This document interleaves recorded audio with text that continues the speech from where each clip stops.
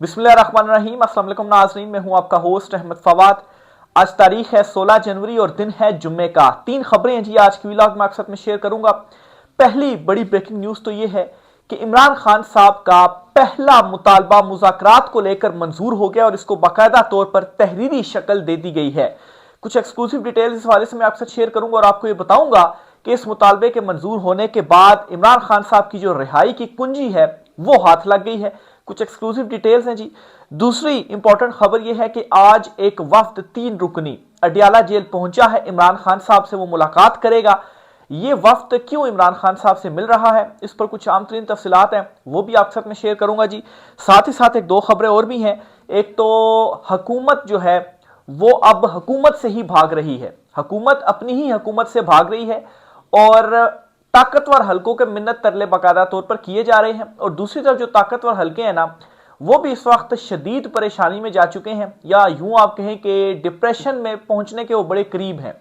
और इस वक्त वहां पर यह सोच पैदा हो गई है कि इमरान खान साहब को अगर हम नहीं छोड़ते तो अवाम हमें नहीं छोड़ेगी, और इमरान खान साहब को अगर हम छोड़ देते हैं तो इमरान खान हमें नहीं छोड़े। तो अब हम करें तो करें क्या, जाएं तो जाएं क्या। क्या अपडेट्स हो रही हैं जी, कुछ डेवलपमेंट्स हैं इस वाले से भी, वो भी आपके साथ शेयर करूंगा। और फिर जी आलमी सतह पर भी एक बड़ी डेवलपमेंट सामने आई है, और अमेरिका ने जो ईरान के ऊपर हमला रोका है ना, एंड टाइम के ऊपर लास्ट लम्हे में यह हमला रोका गया। ये लम्हा आर्जी तौर पर हमला जो है वो आर्जी तौर पर रोका गया है। दोबारा अटैक जरूर किया जाएगा अमेरिका की तरफ से। ये माजरा क्या है, इस पर कुछ आम तीन तफसीलात हैं, वो भी आपके साथ में शेयर करूंगा। सबसे पहले तो जी आगाज करते हैं आज की सबसे बड़ी ब्रेकिंग न्यूज से। और ब्रेकिंग न्यूज ये है कि महमूद अचकजई का बाकायदा तौर पर अपोजिशन लीडर का नोटिफिकेशन जारी हो चुका है। 2 दिन लगे हैं जी, 3 दिन प्रोसीजर को। खबर तो यह थी कि कल जुमेरात वाले दिन तक जारी हो जाना चाहिए था, लेकिन कल भी जारी नहीं हुआ। बहरहाल आज जुम्मे को जारी हो गया। वो कहते हैं देर आए दुरुस्त आए। तो इमरान खान साहब ने एक बड़ा मुतालबा यह रखा था जी मुज़ाकरात के लिए कि एक तो महमूद अचकजई के जरिए होंगे और वो अपोजिशन लीडर होंगे। और फिर आपको यह भी खबर देता चलूं कि अल्लामा राजा नासिर अब्बास जो हैं सेनेट में, उनका भी बतौर अपोजिशन लीडर जो नोटिफिकेशन है वो आइंदा हफ्ते इसमें कोई बड़ी डेवलपमेंट होगी या जो प्रोसीजर है उनका भी शुरू हो जाएगा। तो ये एक बड़ी डेवलपमेंट है। महमूद अचकजई जो कि स्ट्रीट मूवमेंट में भी मुतहरिक है चलाने में, और फिर महमूद अचकजई ने कॉल भी दी हुई है 8 फरवरी की पहिया जाम हड़ताल की। तो ये एक बहुत बड़ी डेवलपमेंट हुई है जी कि आज नोटिफिकेशन भी जारी हो गया है। और ये नोटिफिकेशन ऐसे ही जारी नहीं हुआ, ये नोटिफिकेशन दबाव डाला गया है, अवामी दबाव के बाद ही ये जो नोटिफिकेशन है वो जारी हो पाया है। फिर इसके साथ एक और खबर ये है कि फजल इलाही, ये एमपीए हैं पाकिस्तान तहरीक इंसाफ के, इन्होंने एक बड़ी जो है वो इमरान खान साहब की रिहाई के हवाले से एक तरीकाकार अडॉप्ट करने का जो मशवरा है वो दिया है। ये कहते हैं जी कि अगर हम केपी से बिजली और गैस बंद कर देना, केपी से, चूंकि केपी से ओवरऑल बाकी सूबों में बिजली और गैस जाती है, अगर हम उसको बंद कर देना तो 2 मिनट के अंदर इमरान खान साहब की रिहाई हो जाएगी। और इस चीज को उन्होंने इमरान खान साहब की रिहाई की जो कुंजी है ना वो करार दिया है। अच्छा, ये उनका स्टेटमेंट आना था, और इस स्टेटमेंट के बाद हर तरफ आग लगी और कहा जा रहा है देखें ना जी, आप तो मतलब है कि मुल्क को ही आप नुकसान पहुंचा रहे हैं। अब बिजली और जो गैस है तो ये तो आप बगावत कर रहे हैं, आप कैसे इसको बंद कर सकते हैं। ठीक है, ये स्टेटमेंट थी। अच्छा, उनके लिए जवाब है ठीक है, उन्होंने ये जो स्टेटमेंट है वो दी है कि बिजली और गैस जो है वो बंद कर दे, लेकिन उनकी स्टेटमेंट को जरा पूरा सुनते हैं, क्योंकि उन्होंने सिर्फ ये बात नहीं की आप आधी बात को पकड़कर तो उसको ना फैलाएं। ठीक है, उन्होंने ये कहा है जी कि बिजली और गैस बंद कर 2 मिनट को में ये खान को रिहा कर देंगे, ये खान की रिहाई की कुंजी है। लेकिन वो साथ ही साथ उन्होंने ये कहा है जी कि हमें मजबूर ना किया जाए, यानी कि वो अब ये स्टेप उठाने का नहीं कह रहे, वो कह रहे हैं जी कि आप हमें मजबूर कर रहे हैं। और फिर दूसरे नंबर पर वो ये बात करते हैं जी कि आपने हमारा जो आटा है ना वो बंद किया हुआ है। और ये भी कहा जी कि पंजाब में 1500 की मिल रही है तो वहां पर कोई 3000 की मिल रही है। बहरहाल रेट्स ऊपर नीचे जो भी है, मतलब ये है कि पंजाब में सस्ता मिल रहा आटा, और हमारे केपी में अव्वल तो आटा आपने रोका हुआ है और दूसरा वो मिलता भी है तो बहुत महंगा मिलता है। तो अब ये जो इकदाम है ये क्या है, आप एक तरफ उनके ऊपर उंगली उठा रहे हैं कि बिजली और गैस बंद करने की वो बात कर रहे हैं, तो दूसरी तरफ आप आटे के हवाले से जो उनका दावा है जी वो क्यों बंद किया जा रहा है। और मुझे ये बात बल्कि याद भी है, मेरे ख्याल से गालिबन नवाज शरीफ की हुकूमत थी और उस वक्त आटे का एक बहरान आया था। पंजाब में भी इवन के लाइनें लगकर दुकानों से जो आटा था वो खरीदना पड़ता था। तो केपी में सूरत हाल ये थी, वहां के जो लोग हैं ना वो बताते हैं केपीके के कि हम जब भी पंजाब से हम केपी के अंदर इंटर होते थे तो हमारी गाड़ियों की बाकायदा तौर पर चेकिंग होती थी कि कोई आटा की एक बोरी तो ये नहीं लेकर जा रहे, और कोई एक बोरी भी लेकर जाता तो उसको भी वो उतार लेते थे। तो ये रवैया था उस वक्त नून लीग हुकूमत का, अभी भी खैर नहीं की ही हुकूमत है, तो ये फिर क्या रवैया है।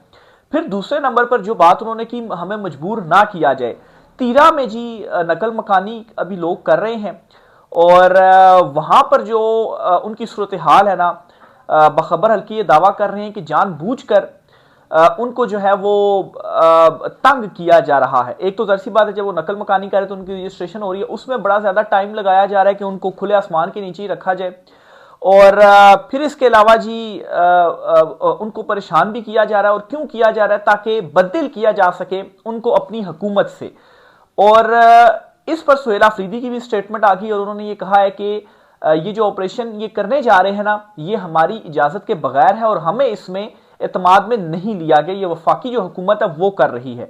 तो सुहेल आफरीदी को वैसे एक काम जरूर करना चाहिए कि वो ग्राउंड पर वहां पर खुद मौजूद हों और अपनी निगरानी में जो सहूलियात है ना, वहां के लोग जो नकल मकानी करें उनको फ्राहम करें, क्योंकि आप ऐसे ही अवाम को बददिल कर रहे होते हैं। एएनपी के टाइम पे क्या हुआ था कि मतलब है कि जब इस तरह से लोगों को बेघर किया गया, नकल मकानी का उनको कहा गया और फिर वादे किए गए कि ये फैसिलिटीज हम आपको देंगे, तो वो फैसिलिटीज उनको नहीं मिली, थोड़ा बहुत मिल गया, मुकम्मल तौर पर वो चीजें नहीं दी गई, तो लोग बददिल हुए। तो ये लोगों को एक तंग करना है। और दूसरे नंबर पर देखें, सुहेल आफरीदी ये भी कह रहे हैं कि हमारी मर्जी के बगैर जो ऑपरेशन है वो किया जा रहा है। तो ये जो सारे काम आप कर रहे हैं, फिर ये क्या है?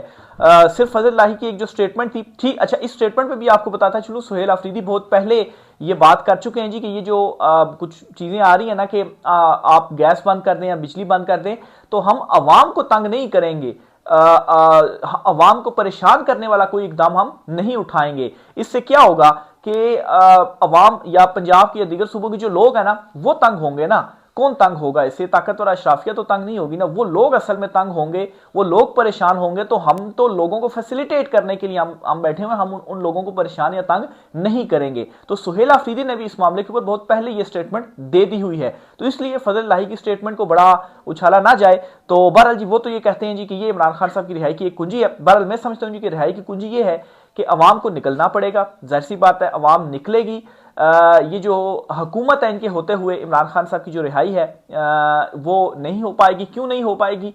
क्योंकि ये समझते हैं जी कि इमरान खान रिहा हो गए तो हमारा क्या बनेगा, हमें इमरान खान नहीं छोड़ेगा। लेकिन अब जो माहौल सुहेल आफरीदी बनाने में कामयाब हो रहे हैं, जो स्ट्रीट मूवमेंट उनकी जानिब से चलाई जा रही है, बल्कि अब उन्होंने ऐलान किया कि क्वेटा जाएंगे, क्वेटा के बाद फिर से वो पंजाब में जाएंगे, तो इस स्ट्रीट मूवमेंट का अच्छा खासा प्रेशर है जी। और इसके नतीजे में इस वक्त जो ताकतवर हल्के हैं वो परेशान है कि अवाम अगर निकल जाती है, वो तो इमरान खान को छुड़वाए बगैर नहीं रहेंगे, तो वो इमरान खान साहब कुछ छुड़वाना चाहते हैं, वो जेल के अंदर नहीं रहने देंगे इमरान खान को। और मसला ये बना हुआ कि अगर इमरान खान साहब बाहर आते हैं तो वो हमें नहीं छोड़ेंगे।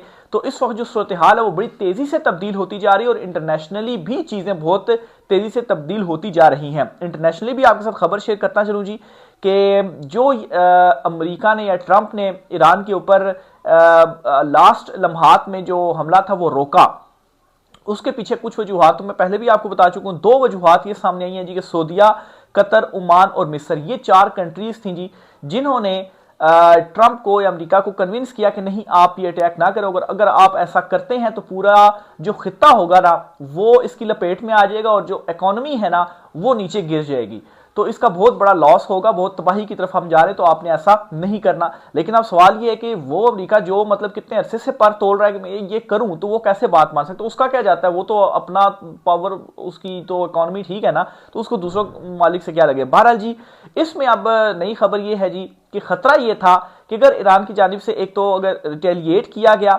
और फिर दूसरा ईरान की तरफ ईरान की जानिब से एक तो रिटेलिएट किया जाएगा और दूसरे नंबर पर हमारे हमले का मकसद रिजीम चेंज होगा, तो वो इतनी जल्दी नहीं हो पाएगा। और रिटेलिएट अगर ईरान की जानिब से किया जाता है तो हमारा भी बहुत जो नुकसान है वो हो जाएगा जिसको हम ऑब्जर्व नहीं कर सकेंगे। तो असल वजह ये बनी है। लेकिन ये जो हमला है वो दोबारा होगा और जरूर मैं समझता हूं जी कि होगा, क्योंकि अभी भी जब ट्रंप से इस मुतालिक पूछा जा रहा है तो वो उसके जो जवाबात आगे से आ रहे हैं ना, तो वो किसी को बताने के लिए तैयार अब नहीं है। जब उससे पूछा कि ना आप करेंगे, तो कहता है इसका फिलहाल में जो जवाब है वो ही नहीं देता कि मैं हमला करूंगा या नहीं करूंगा। तो हमला किया जाएगा तो मेरे ख्याल से ईरान और दीगर जो कंट्रीज हैं उनको भी ये चीज़ मालूम है और शायद वो इस हवाले से अपने जो उन्होंने इंतजाम वगैरह हैं वो कंप्लीट किए हों। तो ये एक बहुत बड़ी डेवलपमेंट है जी जो कि हुई है। और फिर इसके अलावा जो ग्रीनलैंड वाला मामला है, जो फौजी हैं वो तो भेज दी गई हैं नेटो की जानिब से या यूरोपियन कंट्रीज का जो इतिहाद है उनकी जानिब से, लेकिन मेरे ख्याल से वो भी मजाक ही है। बल्कि मैं आपके साथ ये फिगर शेयर करता चलूँ जी, इस फिगर के बाद आपको भी अंदाजा हो जाएगा कि ये क्या मजाक था। फ्रांस ने जी 15 फौजी भेजे हैं, जर्मनी ने 13 फौजी भेजे हैं, स्वीडन ने 3 फौजी भेजे हैं, नॉर्वे ने 2, बरतानिया ने 1 फौजी, नीदरलैंड ने 1 फौजी और कुल जो है वो 37 यानी कि 37 जो फौजी हैं वो यूरोप की अजीम जो ताकतें हैं जी इनकी जानिब से भेजे गए हैं ग्रीनलैंड में। तो मतलब है कि इनसे तो आपने किस तरह से आप जो डिफेंड है वो करेंगे, या शायद उन्होंने इतनी कम तादाद भेजकर पहले ही हाथ खड़े कर दिए हैं कि अगर हम ज्यादा भी भेज दें तो तब भी हम डिफेंड तो नहीं कर पाएंगे। अगर अमेरिका या ट्रंप वाकई ग्रीनलैंड लेना चाहता है तो वो ले लेगा। हाँ, हम बयानात की हद तक या रेजिस्टेंस की हद तक तो हम जो है वो रेजिस्टेंस दिखाते रहेंगे, क्योंकि अगर जो नेटो इतिहाद भी है उसमें भी आप समझे कि नेटो अमेरिका या नेटो ट्रंप ही है, उसमें सारा 90% जो है वो उसकी फौज या उसकी इक्विपमेंट्स या उसकी फंडिंग वगैरह वो सारी अमेरिका ही कर रहा है। और ये यहाँ तक आलम है कि अगर जो यूरोप है वो कुछ बचा भी हुआ है इससे रूस से, तो उसकी भी रीज़न यही है कि अमरीकी इतिहाद में है या नेटो इतिहाद में है वो। तो बहरहाल जी अब यूरोप भी कोशिश कर रहा है कि रूस के साथ जो ताल्लुकात बढ़ाएं, ये सुलह के जो पैगामात हैं वो भी भेजे जा रहे हैं। और यूं एक ये खदशा है कि अगर ट्रंप की जानिब से ऐसा कोई इकदाम किया जाता है तो फिर जो ट्रंप है वो अमेरिका को अकेला कर देगा, क्योंकि बाकी सारी कंट्रीज दूसरी तरफ खड़े हो जाएंगे। फिर ईरान वाले मामले को लेकर भी जो मशरिक वस्ता या अरब कंट्रीज हैं वो भी फिर एक साइड पर ही खड़ी हो जाएंगी। तो ये इस वक्त इंटरनेशनल सूरत हाल है जो बड़ी तेजी से तब्दील होती जा रही है। और ये जो आखिरी लम्हे में हमला रोका गया है ना, ये आप यूं समझिए कि कुछ टाइम के लिए अपनी ही जो बचत है वो ट्रंप की जानिब से की गई है। अगर वो ये टैग करता है तो फिर हालात उसके अपने लिए मौजू नहीं रहेंगे, क्योंकि जो मकसद वो हासिल करना चाह रहा है वो मकसद ईरान में वो हासिल नहीं कर पाएगा, और वो है जी रिजीम चेंज वाला। तो ये जी इंटरनेशनल कुछ डेवलपमेंट्स थी जी। इसके साथ ही एक और खबर भी आपको देता चलूँ जी, इस्लामाबाद के जो बल्दियाती इंतखाबात हैं वो बाकायदा तौर पर अब रोक दिए गए हैं। अच्छा, ये अभी इमरान खान साहब की हुकूमत थी या उनकी अदम एतमाद के बाद वाला ये मामला था, तो इसको मेरे ख्याल से कोई 3 साल तो हो ही गए हैं, तो अभी तक बल्दियाती इंतखाबात ही नहीं हो रहे इस्लामाबाद में, और ये बार बार रोके जा रहे हैं। पहले कहा जी कि हम नई मरदमशुमारी हुई है, उस नई मरदमशुमारी के तहत नई हल्का बंदियां करेंगे और फिर इंतखाबात करवाएंगे। मेरे ख्याल से इसकी नशिस्तें कम थी और बढ़ते बढ़ते कोई 125 से ऊपर जो नशिस्तें हैं वो कर दी गई। तो यूं बार बार इलेक्शन रोके जाते रहे और अब एक मरतबा फिर से इलेक्शन रोक दिए गए हैं। और अब इलेक्शन कमीशन ने भी बल्कि खबर तो ये भी आ रही है कि कोई मेरे ख्याल से 1 करोड़ के करीब पहले उसने बल्दियाती इंतखाबात की तैयारियों में सारे लगाए हैं और डेटे शेटे सब कुछ अनाउंस वगैरह कर दिया हुआ था, लेकिन उसके बाद अचानक जो बल्दियाती इंतखाबात हैं वो रोक दिए। ये क्यों रोके गए, इस पर भी खबर आपको देता चलूँ। खबर यह है जी कि नून लीग ने अपने जो उनके हैं लीडर वगैरह मकामी, उनसे पूछा जी क्या सूरत हाल है, तो वो कहते हैं नहीं जी इंतखाबात ना करवाए तो हम हार जाएंगे। अब ये कोशिश कर रहे हैं जी कि कुछ इस तरह की तरमीम हो जाए कि उन इंतखाबात में भी हम कोई फॉर्म 47 वाला जो तड़का है वो लगाकर और हम जो है वो ये इन इंतखाबात में भी हमारी जो नुमाइंदे वो आ जाएं। लेकिन फिर एक और मसला इनके लिए बन रहे कि नुमाइंदे भी इनको नहीं मिल रहे हैं। अच्छे खासे नुमाइंदे होते हैं ना, बल्दियाती जो होते हैं वो भी अच्छे खासे सैकड़ों नुमाइंदे होते हैं। तो इनके लिए सूरत हाल ये बनी हुई है कि ये जमानत भी दे रहे हैं कि अच्छा चले फॉर्म 47 पे ही हम जीत जाएंगे, लेकिन फिर भी इनको कोई बंदे जो है वो इनको मुकम्मल नहीं हो रहे कि इनके साथ आकर वो खड़े हों। तो फिर एक यही ऑप्शन है जी हजीमत से बचने के लिए कि बल्दियाती इंतखाबात ही मुलतवी कर दें। तो ये बार बार बल्दियाती इलेक्शन हैं जी इस्लामाबाद के वो मुलतवी हो रहे हैं और अदालत में चैलेंज भी हो गया है ये मामला। इस्लामाबाद हाई कोर्ट में उसने नोटिस जारी कर दिया, लेकिन नोटिस जारी करने से भी क्या होगा, बस मुलतवी किए हुए अदालत में लटका रहेगा मामला। इमरान खान साहब का केस देख लेना कब का पड़ा हुआ है, समात ही नहीं उसके ऊपर हो रही। आखिर में जी आपको बताता चलूँ कि जो ईमान मजारी हैं और हादी चट्ठा हैं जी, इनके खिलाफ जो मुतनाज़ ट्वीट का केस चल रहा था, इस केस में जी आज कल इनकी जमानत मनसूख हुई थी और वारंट गिरफ्तारी जारी हुए थे, गिरफ्तारी का हुक्म दिया गया था। तो आज इस केस की समाअत दोबारा हुई है। तो जज साहब जो हैं उन्होंने क्या रिमार्क्स दिए, उन्होंने ये कहा है कि भारत, अफगानिस्तान, पाकिस्तान जहां पर भी हैं ईमान मजारी या हादी चट्ठा, इनको 24 घंटे के अंदर आप गिरफ्तार करें और अदालत के सामने आप पेश कर दें। ये जी अहकामात जो है वो पुलिस को दे दिए गए हैं और कल तक समाअत केस की मुलतवी कर दी गई है। तो ईमान मजारी साहब खैर इस वाले से पहले ही कह चुकी हैं कि उनको गिरफ्तार किया जाना है। जो वो बोल रही हैं वो किसी को पसंद नहीं आ रही उनकी बातें, तो इसलिए उनको कुछ महीनों के लिए 8-10 महीनों के लिए जेल में रखना है ताकि उनका सॉफ्टवेयर अपडेट हो जाए और फिर उसके बाद वो खामोशी इख्तियार कर लें। आखिर में जी आपको बताऊं कि 3 रुकनी वफ्द है जी। खबर ये आ रही है कि वो अडियाला जेल पहुंचा है और ये डॉक्टरों का वफ्द है जी, पिम्स अस्पताल का वफ्द है। 3 है या कुछ कह रहे हैं कि 5 है, 3 या 5 है। तो ये इमरान खान साहब का तिब्बी मुआयना करेगा। बहरहाल मेरे लिए इसमें कंसर्निंग खबर एक ये है कि इमरान खान साहब की सेहत के हवाले से ये इमरान रियाज खान साहब की जानिब से बल्कि खबर दी गई है कि उनकी सेहत थोड़ी गिरी है, उनका वजन भी गिरा है और सेहत भी थोड़ी इमरान खान साहब की गिरी है।